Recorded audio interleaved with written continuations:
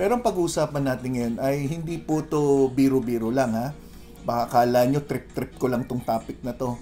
May nag-request po nito, no? Yung tinatawag na vaginal dryness. Ngayon, may magsasalta dyan na, oh, Dok, ano ko? Hindi ko na kailangan yung vaginal dryness. Wala naman ako asawa.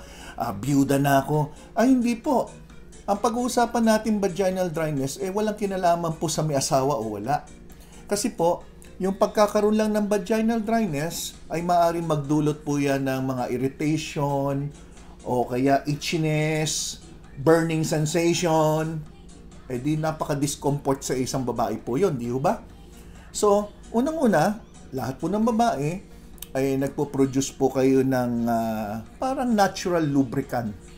Itong natural lubricant na to ay clear fluid na para manatiling healthy ang inyong vagina. Hindi ko na po tatagalogin kasi mahirapan ako.